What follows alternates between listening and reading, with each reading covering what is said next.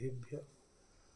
मंगलम भगवान वीरो मंगलम गौतमो गणी मंगलम कुंद कुंदाद्यो जैन धर्मोस्तु मंगलम।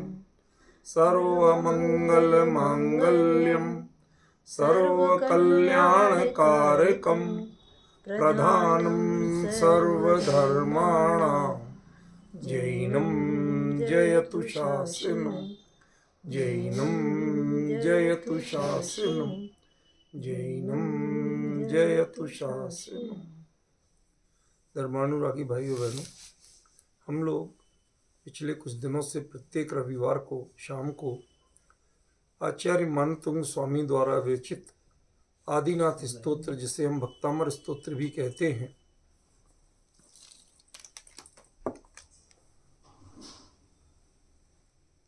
उस पर हम चर्चा कर रहे हैं।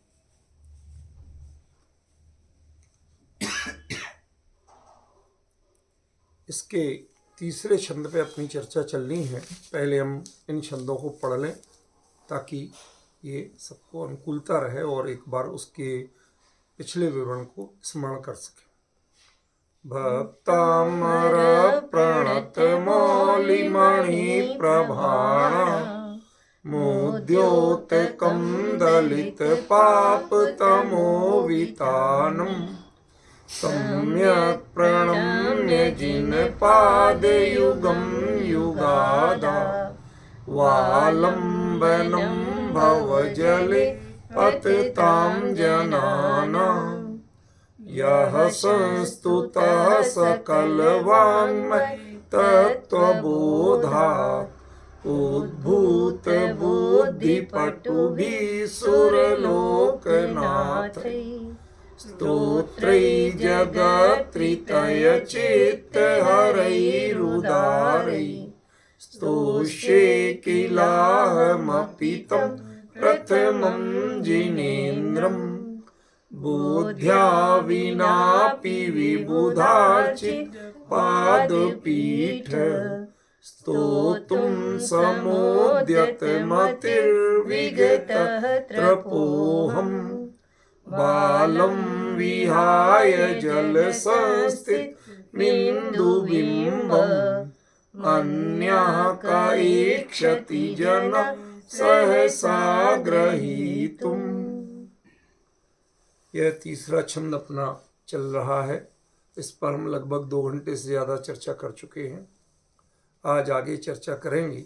शब्दार्थ कर लेते हैं। बुद्ध्या बिनापि, बुद्धि के बिना ही, विबुधार्चित पादपीठ, बड़े बड़े ज्ञानियों श्रुतकेवलियों जैसे महापुरुषों के द्वारा अर्चित जिनके चरण कमल की पीठ है, उसकी स्तोतुम समुद्यत, उसकी स्तुति करने के लिए मैं समुद्यत हुआ हूं।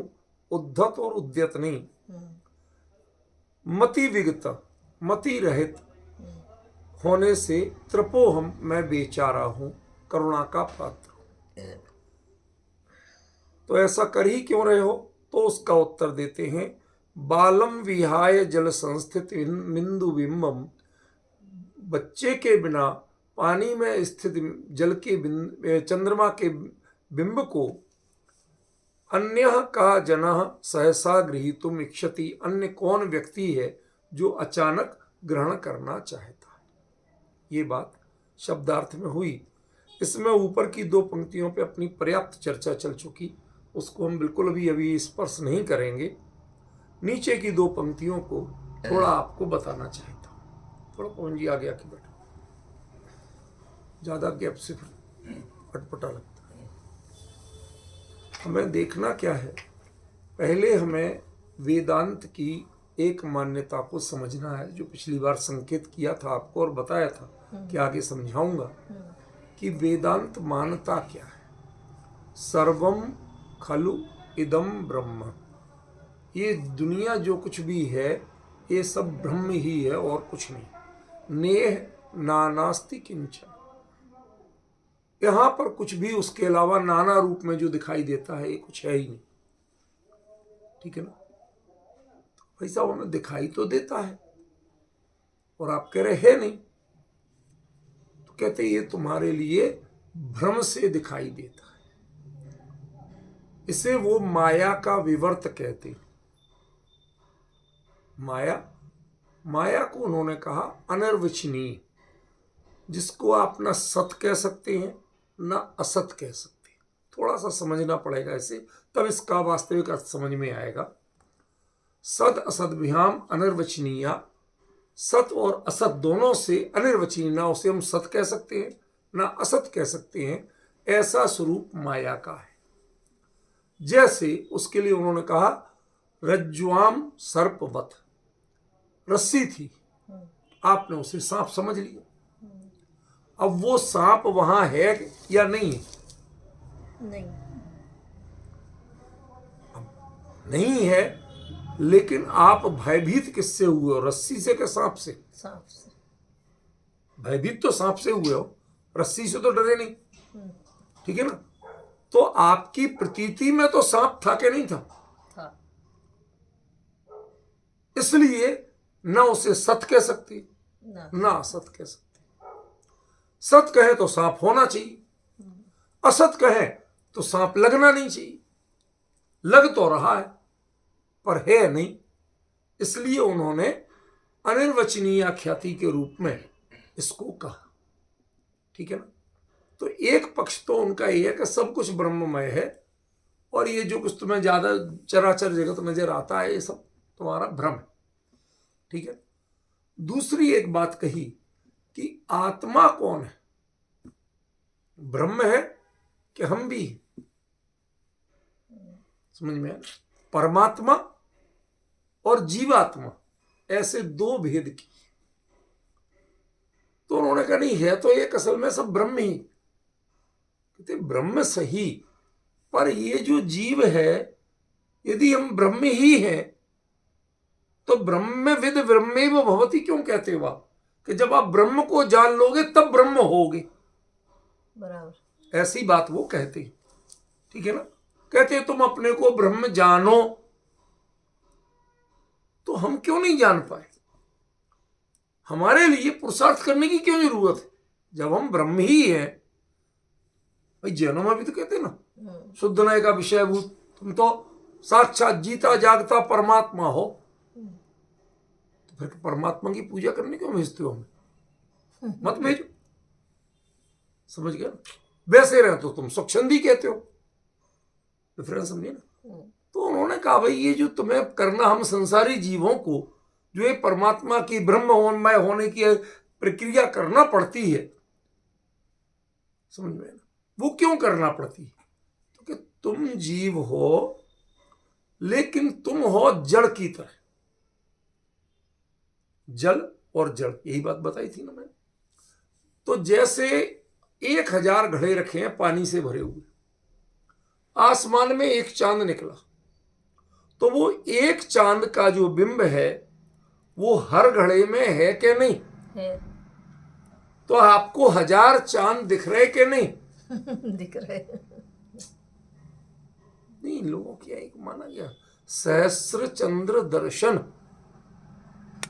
एक बड़ा शुभ योग माना गया। 1000 चांद देखना, चांद तो एक होता है, 1000 कैसे देखोगे? तो उन्होंने 1000 घड़ों में पानी भरा और पूर्णमासी के दिन खुले मैदान में रख दिया। तो बचाओ 1000 चांद दिख रहे कि नहीं दिख रहे? समझ गए? तो ये जो चंद्र दिख रहे हैं इससे वो कहते हैं ब्रह्म की छाया के कारण तुम चेतन हो, तुम्हारी चेतना अपनी मौलिक नहीं। बात समझ में आई कुछ? वो क्या मानते हैं थोड़ा थोड़ा समझ में आ रहा कि तुम ये पहले तो अनेक रूप है ही नहीं, और जो कुछ है भी तो वो परा और अपरा सत्ता के रूप में मानते हैं। तो जो अपरा सत्ता है उसमें भी जो कुछ भी चैतन्य है वो कैसे है? वो ब्रह्म की छाया जो पड़ रही है उससे वो चैतन्य है। अब देखिए जो शंकर का या वेदांतियों का जो अध्यात्म है जो ब्रह्म तत्व का प्रतिपादन है, और जैनों के अमृतचंद्राचार्य का खास तौर पे जो उन्होंने शुद्ध निश्चय के विषयभूत वस्तु कहा, वो लगभग लगभग पंक्ति की पंक्ति ज्यों की त्यों मिलती है। आप शांकर भाष्य से मिलाइए, ब्रह्मसूत्र का शांकर भाष्य है, उनमें मिलाइए, अधिकांश वाक्य के वाक्य ज्यों के त्यों मिलेंगे। क्यों? भाई अध्यात्म की मजबूरी है।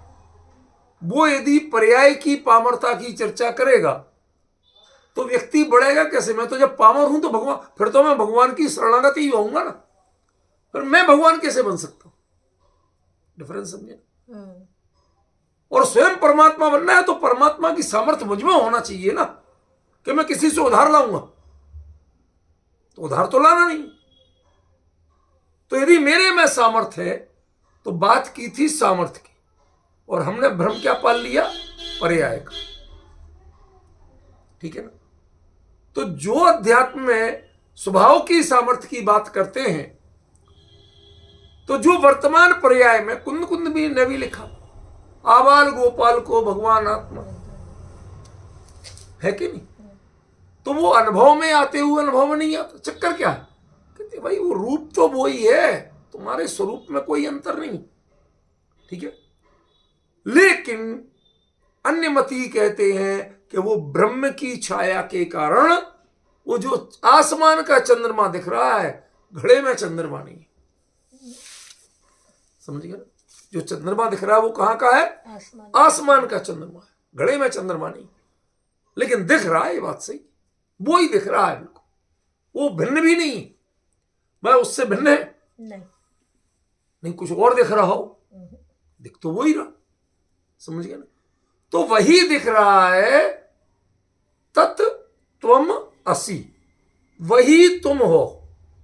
ये ब्रह्म वेदांत का, ब्रह्म दर्शन का ये वाक्य है। 4 महावाक्य माने गए। पहला है तत्त्वमसि, और आखिरी होता है अहम ब्रह्मास्मि। तो नीचे वाला भी कहता तुम कौन हो? कि मैं तो वो चांद हूं, मैं ब्रह्म हूं। अब ये बातें सामान्य तौर पे पब्लिक के बीच में बोलो, जिन्हें कुछ अता नहीं पता नहीं, भोले भंडारी लोग, तो वो हाथ जोड़ के स्वीकार करते हैं, साहब ये गजब की चर्चा की, गजब का ज्ञान दिया। उसको कह रहे हैं बालम विहाय जल संस्थित बिंदु बिंबम, ये तो बाल बुद्धि अज्ञानी लोग हैं, जो जल में पड़े हुए चंद्रमा के बिंब को चंद्रमा मान रहे। मेरे में जो चैतन्य है वह किसी ब्रह्म की छाया नहीं है, मेरी मौलिक निष्पत्ति है। जैन दर्शन का सबसे बड़ा मूलभूत तत्व क्या है? जो मेरा चैतन्य है वो मेरी अपनी मौलिक संपत्ति है, वो किसी दूसरे की कृपा या छाया नहीं। जल में पड़े हुए चंद्रमा के बिंब को, उसको तुम ब्रह्म समझ के, चंद्रमा समझ के पकड़ने की कोशिश करना, ऐसे ही तुम अपने को ब्रह्म मानने की कोशिश करना, अहम ब्रह्मास्मि। तुम तत् त्वम असि, वो तत् नहीं है। ध्यान देना क्या कहा, थोड़ा बारीक है आज का विषय, लेकिन इसका मर्म गजब का समझ में आएगा आपको। तत् त्वम असि, वो तुम वो हो, कि मैं वो नहीं हूं, मैं तो मैं हूं। किसी ने समझाया उपदेश में कि तुम वो हो, तो आप कह रहे हैं हाँ हाँ भैया मैं वो ही हूं। वहां पर मैं ब्रह्म हूं, तो ब्रह्म हूं कहने में मैं ब्रह्म नहीं कह रहा, मैं ब्रह्म हूं। अब डिफरेंस समझिए, शुद्धात्म अंतर समझ में आया? हमारे यहां अहमेक को खल शुद्धो कहते हैं, वो कोई और नहीं होता है। समझ गए ना? इसलिए आचार्य इस बड़ी मार्मिक प्रहार कर रहे हैं कि जो ये मानते हैं कि तुम वो हो, ब्रह्म भी अपने आप को कहते हो, तो मैं स्वयं ब्रह्म नहीं हूं, ब्रह्म तो वही है। ये मैं जो झलक रहा है वो वही हूं, उसी के अंश हूं और कुछ नहीं, उसी की छाया हूं और कुछ नहीं। तो ये जल में स्थित चंद्रमा के बिंब को चंद्रमा समझ के ग्रहण करना सेम स्थिति है। ये बाल बुद्धि के काम है, ये समझदारों के काम नहीं है।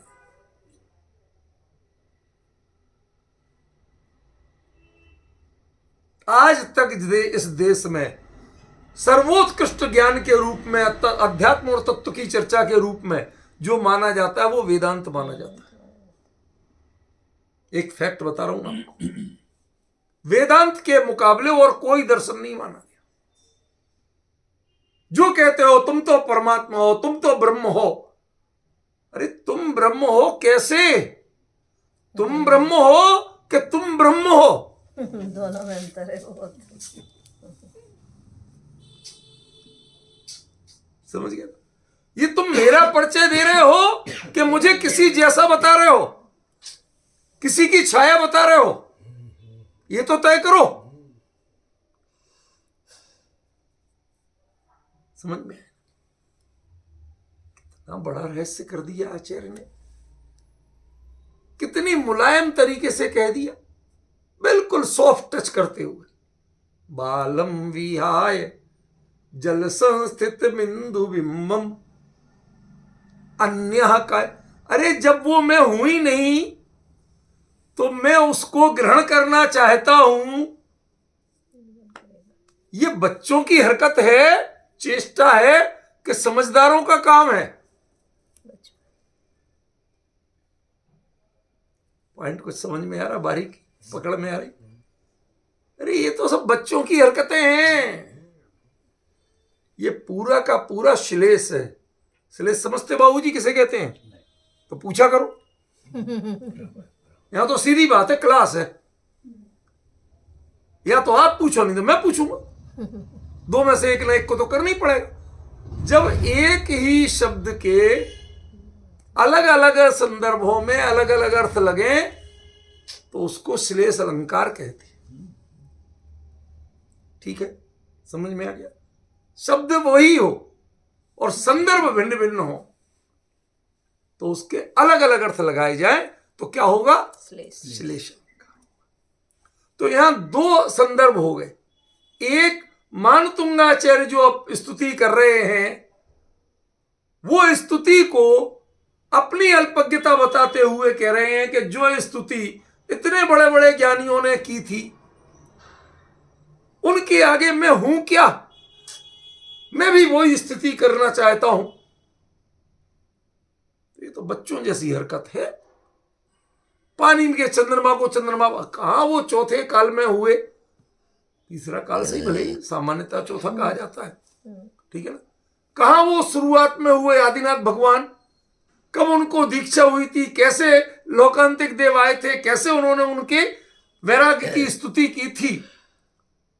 वो कहां लोकांतिक देव, श्रुत केवली, उनके द्वारा की हुई स्तुति, और कहां मेरे जैसा पंचम काल के कितने साल बीत जाने के बाद समझे एक सामान्य सा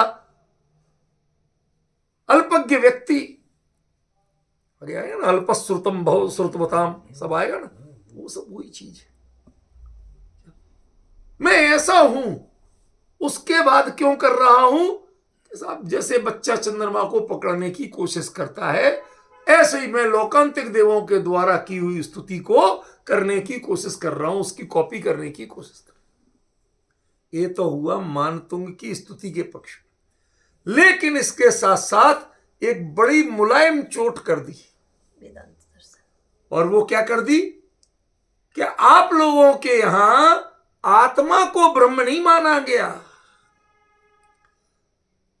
पानी में पड़े चंद्रमा की छाया के समान तुम अपने आप को ब्रह्म मान लो, ब्रह्म की छाया हो, तुम ब्रह्म नहीं हो।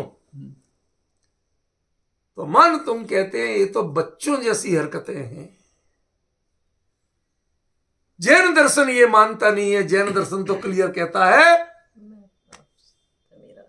अयम आत्मा ब्रह्म, ये मैं खुद ही ब्रह्म हूं, मैं किसी की छाया नहीं हूं। और ना किसी छाया को पकड़ रहे हो, ना पकड़ा रहे हो। मैं तो जो हूं आज तक अपने को नहीं पहचाना था, अब मैं पहचान रहा। समझ में? इसलिए जो समय सार का तत्व ज्ञान है और वेदांत का जो ब्रह्म ज्ञान है, इन दोनों में जमीन आसमान का अंतर है। क्योंकि एक छाया रूप में बताता है और एक वस्तु रूप में स्वतंत्र बताता वस्तु है। है। अंतर समझ में आ गया? तो इसलिए वो कह रहे हैं, बड़े प्यार से समझाते हुए कह रहे हैं, बालम विहाय जल संस्थित इंदु बिंबम, जल में दिखने वाले चंद्रमा के बिंब को बच्चे को के अलावा कौन पकड़ने की कोशिश करता है? करते ही नहीं है, कर ही नहीं सकता। जो पकड़ने और पकड़ाने की कोशिश कर रहा है, दोनों ही बाल बुद्धि है। उन्होंने अभी इसकी गहराई को, इसके मर्म को जाना नहीं। देखिए लोक में क्या होता है, आप प्लेटफॉर्म लेवल की बातें आसानी से समझा सकते हैं, वो लोग समझ जाते हैं। आपसे ही प्रश्न करें, भाई साहब आप प्रक्षाल पूजन में ऐसी गजब बातें कर रहे, ब्रह्म ज्ञान की बातें कर रहे, आत्मज्ञान की बातें कर रहे, जाके भोजन करोगे कि नहीं? शुद्ध करोगे क्या शुद्ध करोगे? अरे मैं बिल्कुल शुद्ध लेता हूं। तो आत्मा तो खाते ही नहीं, अभी तो बात फिर कर शुद्ध रहे और अशुद्ध क्या लेना? तो आपको एक एग्जाम्पल से निरुत्तर कर दी। क्या भाई, मैं कहता कुछ और हूं और करता कुछ और। हमें अपने आप को, तो ये लोग आपको ऐसे ही तर्कों पे, ऐसे ही प्रश्नों से निरुत्तर करते रहते हैं। क्यों? आत्मानुभूति कोई प्लेट में निकाल के दिखाने की चीज नहीं है। आप ऐसे बाहर स्थूल रूप में कुछ नहीं, वो जैसे पानी में चंद्रमा बता सकते हैं, ऐसे आप परिणति में गायक नहीं बता सकते। दो बातों का अंतर ख्याल में है। क्योंकि लोक तो चर्म चक्षुओं से देखता है, लोक ज्ञान चक्षुओं से नहीं देखता। बात समझ में आई? लोक तो चर्म चक्षुओं से देखता है। देखो इंद्रिय चक्षु लोगा, जो लोक कैसा है? इंद्रिय चक्षु है। आगम चक्षु साहू, जो मुनिराज है वो आगम क्या कहता है उसको प्रमाण मानते, आंखों से क्या दिखाई देता उसे प्रमाण नहीं मानते। समझ गए? ये दो लोक में दो ही आधार है। बात समझ में आई? कुछ कहां थी अपन कि जो हम इंद्रिय चक्षु, आगम चक्षु और केवली पूर्ण संवदो चक्षु, ये तीन परिभाषाएं हैं जिनका एक एक प्रदेश अपने आप में चक्षु का काम करता है। सब कुछ जान देख। आवाज नहीं आ रही आपकी। तो जो केवली हैं वो सर्वतो चक्षु हैं, मुनिराज हैं वो आगम चक्षु हैं, और लोक के जीव हैं वो इंद्रिय चक्षु। अब तीन अंतर समझ में आया? तो जो इंद्रिय चक्षु लोग हैं उनको आपको ब्रह्म आत्मा समझाना है।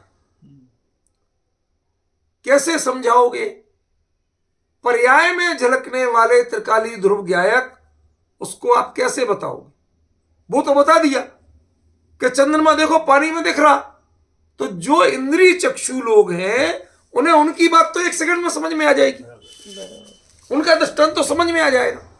आप जो कुछ भी कहोगे वो उन्हें पल्ले नहीं पड़ा, क्योंकि उनकी समझ से बाहर। वो जो कुछ देखना चाहते हैं वो इंद्रियों से देखना चाहते हैं। अब प्रॉब्लम समझ में है? इसलिए उनके फॉलोअर ज्यादा मिलेंगे, उनकी बात लोगों को जल्दी समझ में आएगी। शुद्धा तुम पॉइंट समझ। देखो आपको बहुत बारीकी पे ध्यान देना, ठीक है ना? आपको अपनी बात यदि समझना और समझाना है तो आपको जब भी आप उनकी बात का सहारा लोगे तो बालम विहाय वाले स्थिति में पहुंच जाओगे, फिर भी आप भी बचपने की बातें करोगे। और जो वास्तविकता की बात करोगे तो कहते समझ में कैसे आई, जगत को तो समझ में आता ही नहीं, दिख तो रहा है। उसको तो इंद्रिय चक्षु है ना वो। इसीलिए देखो मुनिराज कैसे बन जाते हैं, आगम चक्षु। जैसे केवली के वचनों में आया है, जो ज्ञानियों ने लिखा है बस वही है, चाहे तुम्हें दिखे और चाहे ना दिखे। चर्म चक्षुओं से स्पष्ट दिखाई दे रहा तो भी गलत, जो केवली ने कहा वो सही। इसीलिए टोडरमल जी केवली कहा सो प्रमाण। अब डिफरेंस समझ रहे क्या कहना चाहते हैं आचार्य? तो जो जैन दर्शन है वो क्या कहता है, केवली ने कहा सो प्रमाण। ठीक है, उन्होंने केवली होने वाले भगवान की स्तुति की थी, उस स्तुति को मैं प्रमाण मान रहा हूं, लेकिन मैं समझ लूं कि मैं भी वही कर रहा हूं। ये तो शब्दों से करना और उस भाव भूमिका में जाके करना, दोनों में जमीन आसमान का अंतर।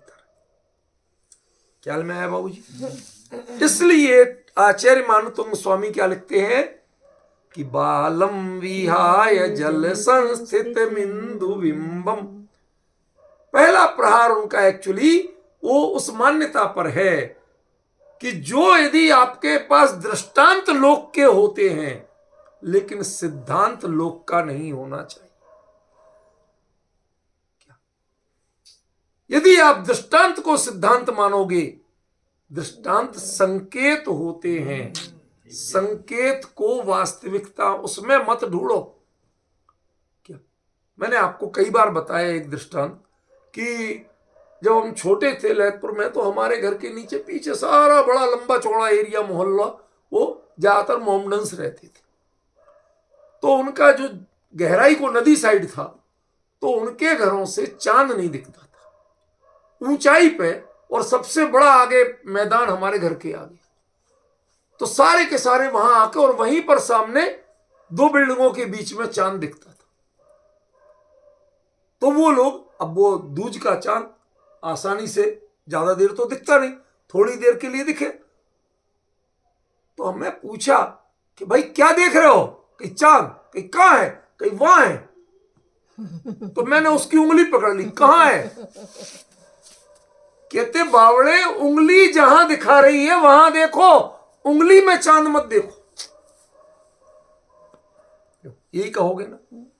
तो दृष्टांत जहां दिखा रहे हैं वहां देखो। तुम दृष्टांत में सिद्धांत खोजोगे तो नादान ही कहलाओगे।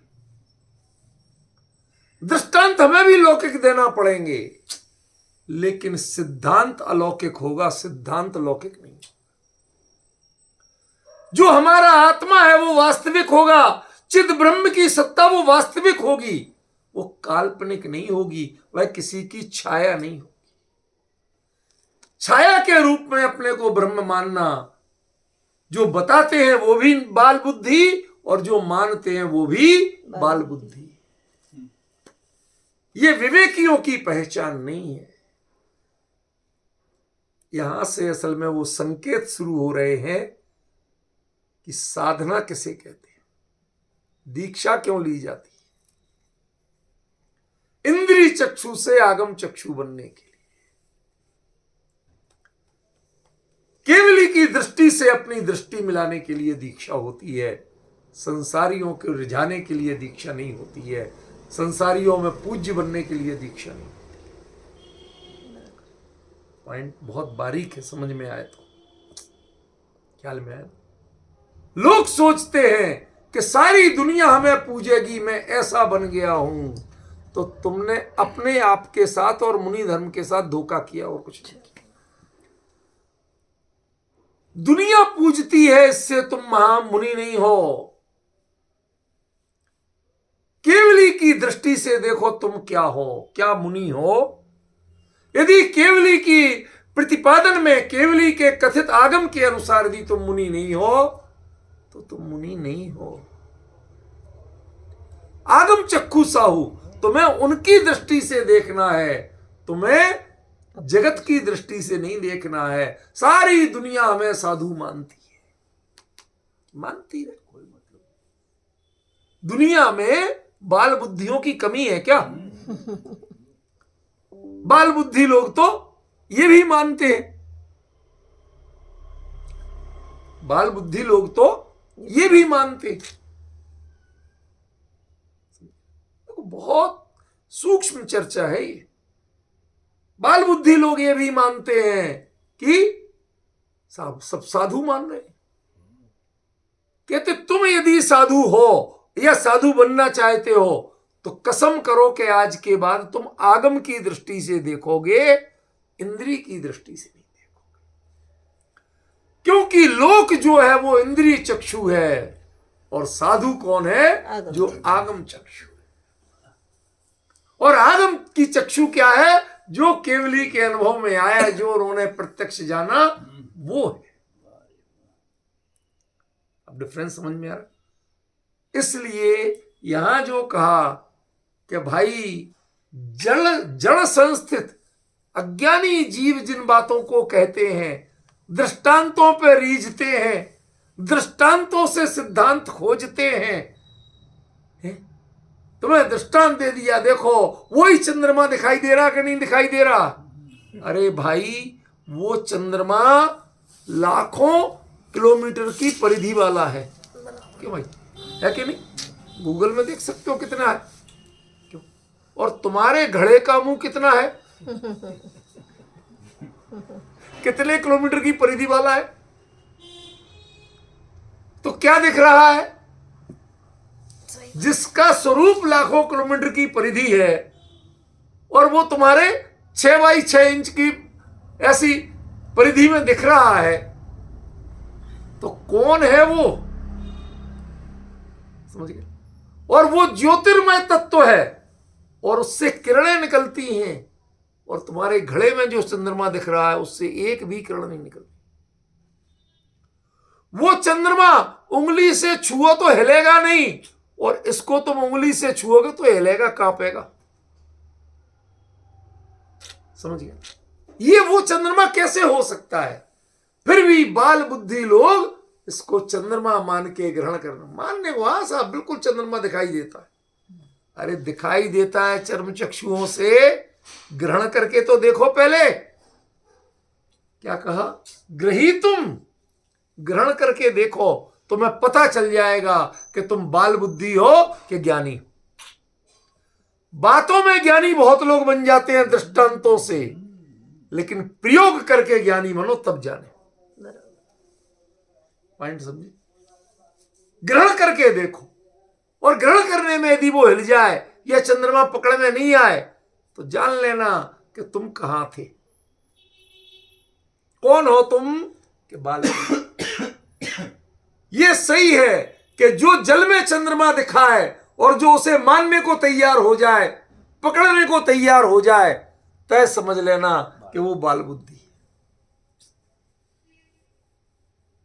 जो निज में ब्रह्म दिखाए वही ज्ञान का मार्ग है, वही सच्चा मार्ग है। जो जल में चंद्रमा दिखा के हमें बरगलाते हैं वो सच्चा मार्ग नहीं।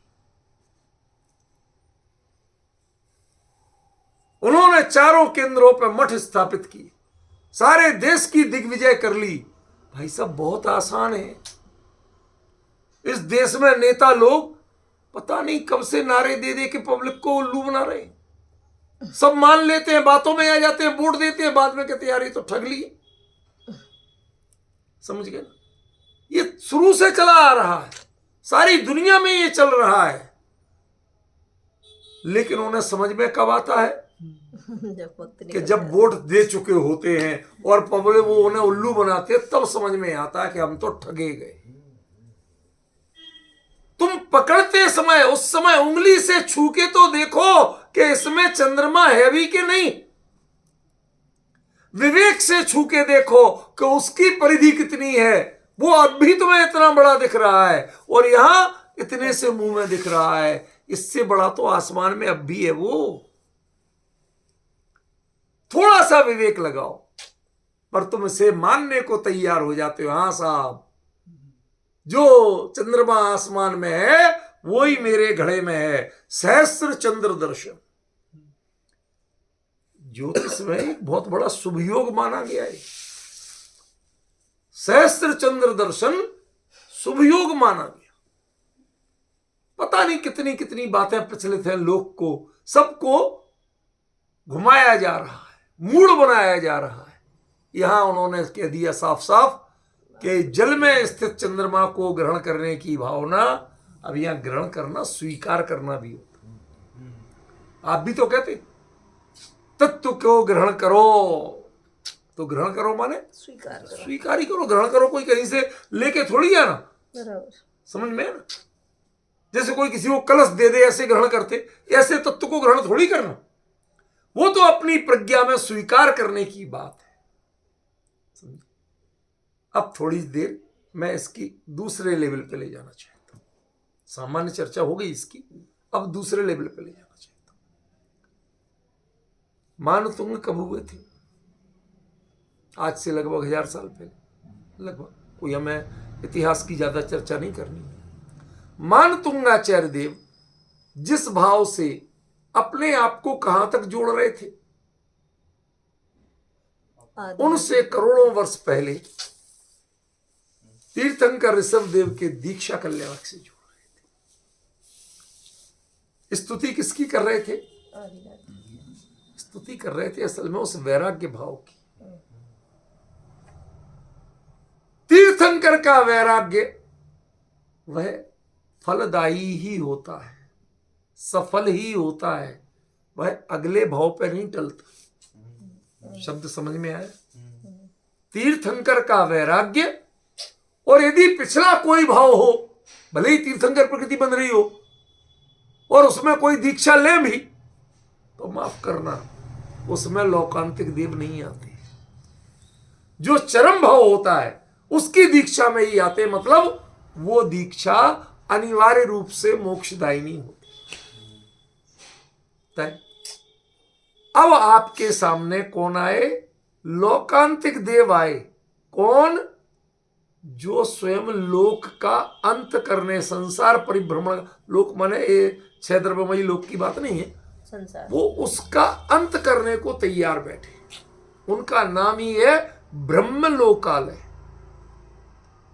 उनको ब्रह्मदेव बोलते हैं या ब्रह्मलोकांतिक देव बोलते हैं। समझे? उन्होंने ब्रह्म की देखो, ब्रह्मलोकांतिकों ने ब्रह्म की साधना करने वालों की स्तुति की। अब जरा आओ मुद्दे, अब आपको उस यात्रा पे लेके चलता हूं। मैंने पहली बार जब इसकी चर्चा शुरू की थी तो कहा था कि आपको उस लेवल पे लेके जाऊंगा कि उन्होंने कैसी स्तुति की होगी। शब्द नहीं बताऊंगा, भाव बता सकता हूं। समझिए शुद्ध? अब जरा कल्पना करो, जो स्वयं श्रुत केवली हैं, द्वादशांग के पारगामी हैं, वो ऐसे महान ज्ञानी जिसके उन्होंने जाना था, किसी अल्पकाल के लिए अनुभवा भी था, उसकी परिपूर्ण साधना के लिए जो आगे बढ़ रहे हैं, और गारंटी से इसी भाव में उसे चरितार्थ करेंगे। समझ में आए? एक और तीर्थंकर ऋषभ देव, वह उनका जो वैराग्य, उनके जो ब्रह्मनिष्ठता की भावना, उनकी जो चिदात्म रूप में रमने की उत्कृष्ट भावना, अब जगत को देखना भी नहीं है। देखना तो है, दिखेगा तो, पर उस दृष्टि से नहीं देखना। क्या आज सुबह की चर्चा में एक इतना गजब का चला, भाई साहब अमित जी थे उसमें, आज सुबह कितना गजब का विषय चला। उसमें कहा ऋणो खलु सहाव ठाणा, स्वभाव स्थान नहीं होते। अरे शुद्ध भाव में स्वभाव स्थान ही नहीं होंगे तो क्या होगा? प्रश्न समझ में आ रहा है भाई? और जो मान अपमान नहीं होगा, हर्ष विषाद नहीं होगा, ये तो समझ में आया, लेकिन स्वभाव स्थान नहीं होते। तो एक बार तो लगा डगमगा है हम लोग के क्या कह रहे हैं आचार्य, पर एकदम ख्याल में आया क्षोभसम ज्ञान में जो जो हमने जाना है, नियम संलेखना के बाद उसका प्रयोग नहीं होता। क्षुद्र क्षोभसम की उपलब्धियों को नियम संलेखना के साधक प्रयोग नहीं करते। जैसे मुनि दीक्षा लेते समय संसार की जिन जिन उपलब्धियों को जानते हो, कोई आईटी इंजीनियर है, कोई किसी जगह का है, कोई डॉक्टर है, वो उन सब ज्ञानों को तिलांजलि देके आते हैं। उसके बाद कोई यदि बड़े भारी सर्जन मुनि दीक्षा ले लें और कोई का एक्सीडेंट हुआ हो तो क्या उसकी सर्जरी कर सकते हैं? नहीं। बता सकते हैं कैसी करना? उस ज्ञान को तिलांजलि दे चुके, उस भूमिका को तिलांजलि दे चुके, अब वह भूमिका उनके विचार की श्रेणी से बाहर है। पॉइंट समझ में आ रहा? ऐसे ही जिन्हों को अपने संसार के संबंध जितने दिख रहे हैं, जाएंगे आहारचर्या के लिए भी उनके बीच में जाएंगे, लेकिन वो गोचरी वृत्ति करेंगे, आहार मात्र को देखेंगे, उसकी शुद्धि को देखेंगे, इसके अलावा किसी को पहचानने की कोशिश नहीं। जिनामना में मुनि धर्म के स्वरूप में जब आहारचर्या के बारे में लिख रहा था तो गोचरी वृत्ति के बारे में ऐसा भाव विभोर हुआ मैं। उसमें लिखते हैं मुनि ज्ञानी आचार्य कि जैसे कोई गाय को चारा देता है तो वो हाथ को भी नहीं पहचानती, वो चारे को देखती है। व्यक्ति कौन था ये तो मतलब ही नहीं। बराबर, सही है। उसे इससे मतलब नहीं है, वो आपको पहचानने को खड़ी नहीं रहती। चारा खत्म तो वो गई, मतलब नहीं। हाथ को टच भी नहीं करती, चारा खाती होती। ऐसे ही वो ही मुनिराज यदि आहारचर्या के लिए जाएंगे तो आहार की शुद्धि देखेंगे, ऐषणा शुद्धि देखेंगे, कौन दे रहा, कैसे दे रहा, कहां बना है, कुछ नहीं देख रहे। समझी बेटा, ये अंतर है कि नहीं? यही अंतर यहां बता रहे। जिन्होंने लोक के संपर्क और परिचय का त्याग किया, अब अकेले चिद ब्रह्म की आराधना के मार्ग पे आगे बढ़ रहे हैं, जहां से लौट के नहीं आना। समय कुछ भी लग जाए लेकिन लौट के नहीं आना। अंदर का संकल्प इतना मजबूत है। उनकी अनुमोदना, उनकी आराधना, उनकी संस्तुति के लिए कौन आते हैं? जिन्होंने द्वादशांग के माध्यम से इसको जाना है। क्या अंतर पड़ा? उन्होंने जिस चीज को द्वादशांग के माध्यम से जाना, वो अपनी जीवन की शैली बना के उसको जानने वाले। अब एक आराध्य वो इस लेवल के, एक आराधक वो उस लेवल के, और यहां जिस जगह आप खड़े हो वहां ना आराध्य और ना आराधक, ना यहां कोई तीर्थंकर जैसा वैराग्य है और ना लोकांतिक जैसे कोई संस्तुति करने वाले, दोनों नहीं। और मैं चेष्टा कर रहा हूं कि मैं उन तीर्थंकर ऋषभदेव की स्तुति करूंगा जो लोकांतिक देवों ने की थी।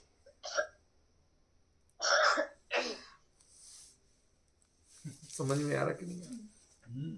जो लोकांतिक देवों ने की थी वो स्तुति करूंगा। एक बार तो लगेगा कि बालम विहाय जल संस्थित। ये तो बचपने की बातें हैं, मैं कर क्या रहा हूं, लेकिन ध्यान रखना, जो रागात्मक भावना है, जो भक्ति की भावना है, जो भक्त है, उसकी यही खूबी होती है कि वह अपने आप को उस भाव में तन्मय कर लेता है। कभी भी भगवान को समोसण में विराजमान, गंधकुटी में विराजमान भगवान को किसी ने आज तक नहीं छुआ, लेकिन हम भक्ति करते हैं, सुबह जाते हैं तो कहते हैं साक्षात श्री अरहंत का मानो नवन प्रसन्न करो। ये खूबी है। यदि आप नाटक नहीं कर रहे हो, वाकई में भक्त बने हो, तो ऐसा होगा। अब भले ही ज्ञानियों की नजरों में मैं बच्चा कहलाऊं, मैं नादान कहलाऊं, मैं भोला कहलाऊं, मैं बालक कहलाऊं, लेकिन उस समय की भूमिका हमारी यही है। उनकी भूमिका वो थी, वो उनकी संस्तुति करने वाले जो थे, जो अगले भाव में गारंटी से मोक्ष जाने वाले थे, जो अन्य किसी की चर्चा नहीं करने वाले थे। आपको एक छोटा सा रहस्य बता दूं, मान तुमने इसके अलावा कोई ग्रंथ लिखा? नहीं, जानकारी में नहीं है। मैं कुछ और कहना चाहता हूं, आप लोग पकड़ नहीं पाते मेरी बात को। हमें इस बात का बड़ा आश्चर्य होता है कभी कभी मैं क्या कहना चाहता हूं। लोकांतिक देव तीर्थंकर के वैराग्य की स्तुति के बाद फिर किसी की स्तुति नहीं करते। मानतुंग ने भी भक्तामर स्तोत्र लिखने के बाद कुछ कभी लेखनी नहीं चलाई, मतलब वो उससे कितने भावात्मक रूप से जुड़े थे। किसकी करें? ये काव्य प्रतिभा किस पे चमत्कार दिखाए, किसके कितने नए नए ग्रंथ लिखे, कितने नए नए स्तोत्र लिखे। समंत भद्र ने अनेकों स्तोत्र लिख दिए, स्तुति विद्या के प्रणेता बन गए, लेकिन मानतुंग ने एक स्तोत्र लिख दिया कि सारे स्तोत्र पासंग बन गए। मैं उस गरिमा को पहचान करवाना चाहता हूं। क्या अंतर पड़ रहा? अब इससे देखो कि मानतुंग वाकई में भक्त बने थे या बाल थे? भक्त थे, भक्त थे। समझ रहे हो क्या कह रहा हूं? उनकी संवेदनाओं का स्तर देखिए। यह सही है कि लौकांतिक देवों की संस्कृति के सामने तो वो बाल ही है, लेकिन उन्होंने उसको एब्जॉर्ब कितना किया था, क्या एब्जॉर्ब कितना किया था आप जानते हैं। राजुल तो राग की मूर्ति थी, फिर नेमी राजुल के इतने गीत क्यों गाए जाते हैं? जब दोनों ने वैराग्य ले लिया था फिर क्यों गाए जाते? बहुत लोगों ने लिए होंगे ऐसे। मुद्दा ये नहीं था कि मैंने क्या किया था, लेकिन राग के पथ पर भी साथ लिया था और वैराग्य के पथ भी साथ छोड़ा नहीं था। नेमिनाथ के जीवन में राजुल इसलिए जुड़ गई।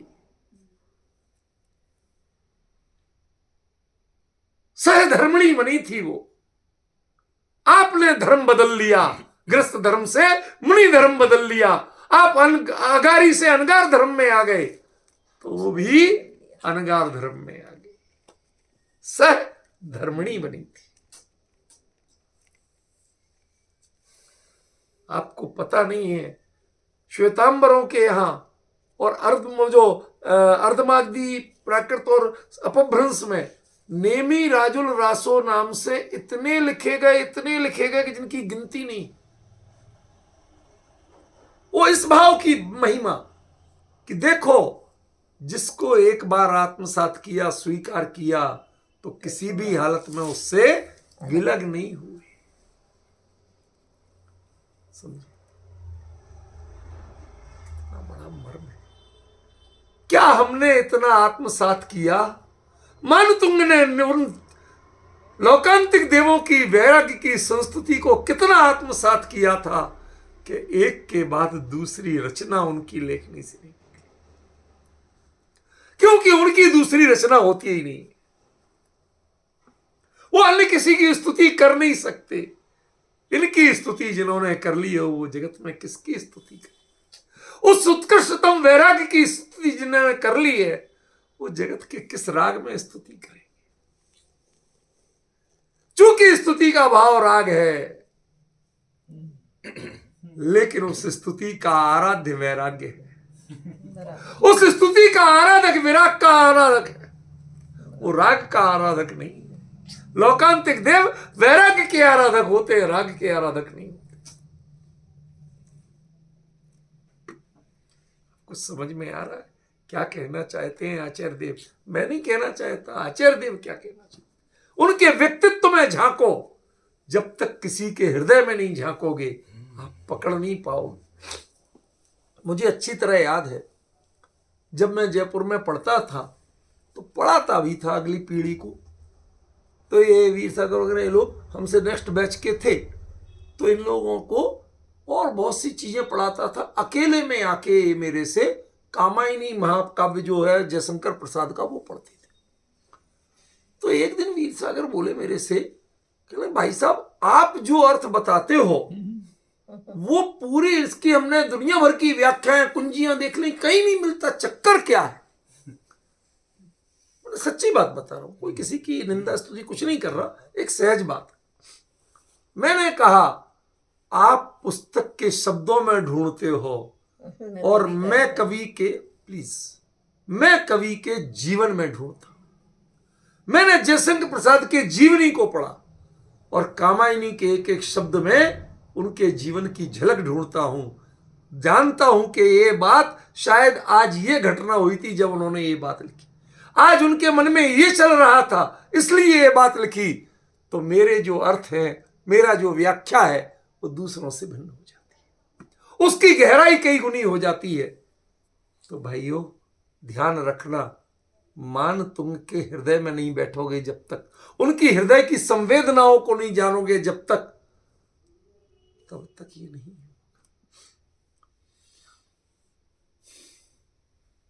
जिन्होंने गोमटेश्वर के बिंब को बनाया, वो बनाते समय शिल्पी देखते सामने थे, निश्वास हो करके, सांस रोक करके, सांस दूसरी साइड मुंह करके छोड़ते थे। क्यों? हम संसारियों की श्वास इस परम योगी के व्यक्तित्व पर नहीं लगे। परसों मैं योग के ऊपर एक कीनोट एड्रेस देने वाला हूं यूनिवर्सिटी में, जिसके लिए 2 दिन नहीं लिख पाया। उसमें दिया है मैंने कि दुनिया में यदि सबसे बड़े उत्कृष्टतम योगी का रूप देखना है तो बाहुबली को देखो। योग की क्या परिभाषाएं करोगे आप उनको देखो, सारा योग समझ में आ जाएगा। समझे? बहुत सी बातें वो सब नहीं सुनाऊंगा, अभी तो संकेत समझो। उस मूर्ति को बना रहे थे, लेकिन मूर्ति के बनाते बनाते जब वो व्यक्तित्व उभर के सामने आया, उनको चामुंड राय ने कहा था जितना पाषाण उतारोगे उतना तौल के सोना दे।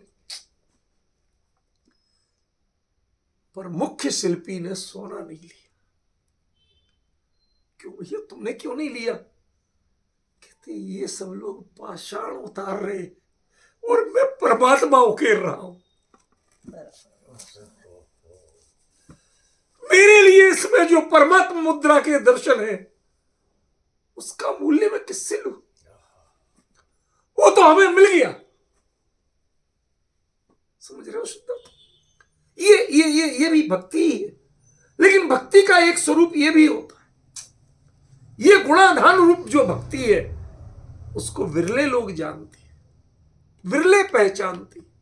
मानतुंग ने उस व्यक्तित्व को, लोकांतिक देव के भक्ति रूप व्यक्तित्व को, जिसने 3 लोक के नाथ के वैराग्य की संस्तुति की थी, जो समुद्यत हुए थे। समुद्यत कौन होता है जानते हो? आप लोग जिस तरह कहते हो वो दृष्टांत मात्र है, वो वास्तविकता नहीं है कि जो भगवान के साथ दीक्षा ले सके वो पालकी उठाए। ये सिर्फ काल्पनिक बातें हैं, ये वास्तविकता नहीं। लेकिन इसके पीछे जो संवेदना है वो इंपॉर्टेंट। जो साथ दीक्षा ले सके वो उठाए, वो समुद्यत। अब आगे बढ़ो, कौन बढ़ता है? बोलियों में पालकी उठाने वाले बहुत मिलेंगे, लेकिन जो ये भावना व्यक्त करें कि हाँ आज ये भगवान के दीक्षा कल्याणक में मैं भी दीक्षा ले लूंगा, मैं भगवान के साथ उसी वन में जाके दीक्षा लूंगा, भगवान के केस लॉन्च होंगे, मैं भी उसी विधि को अपनाऊंगा, जैसे वो उनके शुद्धोपयोग होगा जैसे सातवां गुण स्थान होगा वो भी मैं अपने अंदर में आत्मसात करूंगा। समुद्यत है,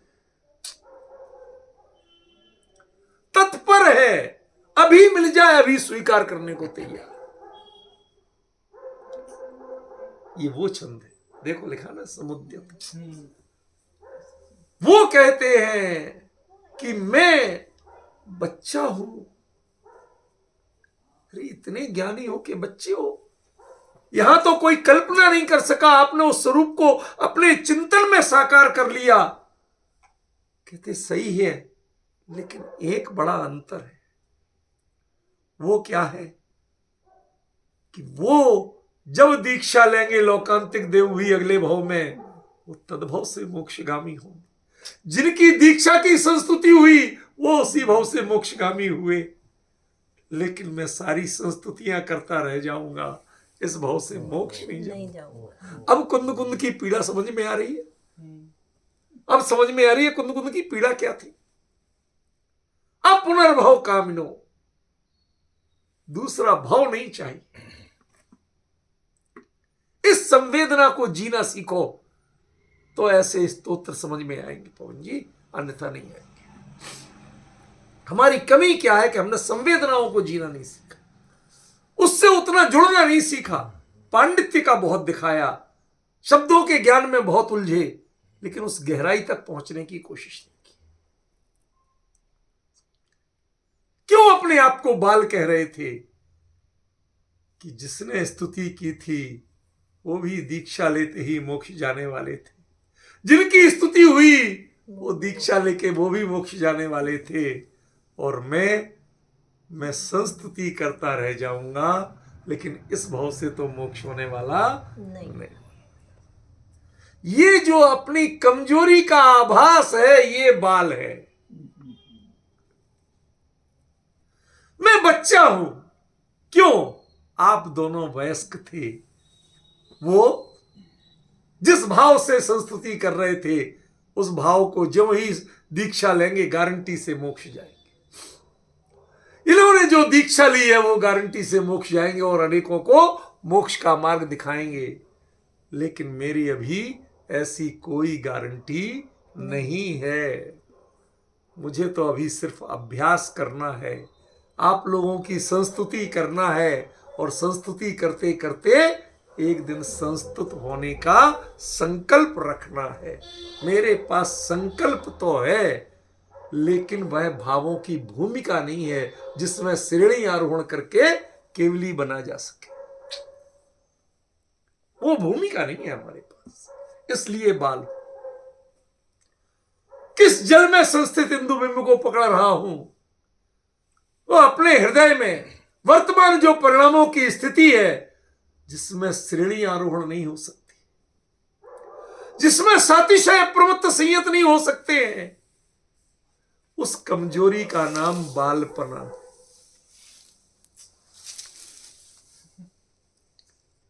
उस कमजोरी का नाम बालपना।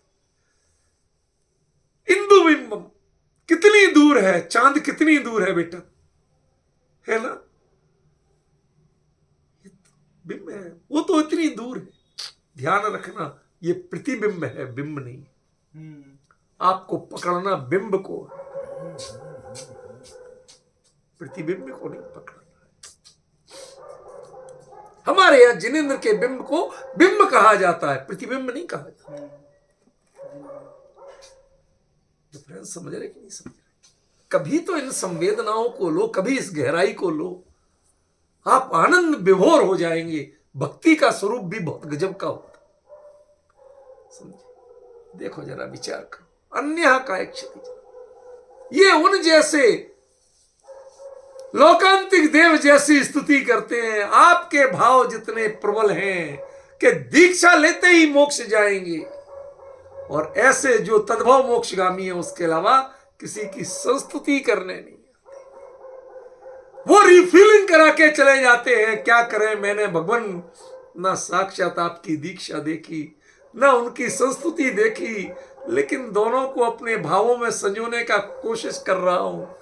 बालम विहाय, बच्चे ही तो हुआ ना। सामने तीर्थंकर का दीक्षा कल्याणक है और ना मैं द्वादशांग का पाठी लौकांतिक हूं जो किसी से बात तक नहीं करते, कभी एक शब्द नहीं बोलते, ऐसी स्थिति वाला ये जन फिर भी मैं अचानक ही लिखने को तैयार हो गया भक्तामर जैसे स्तोत्र को, उन आदिनाथ के स्तोत्र को मैं उसको ग्रहण करने के लिए चेष्टा कर रहा हूं।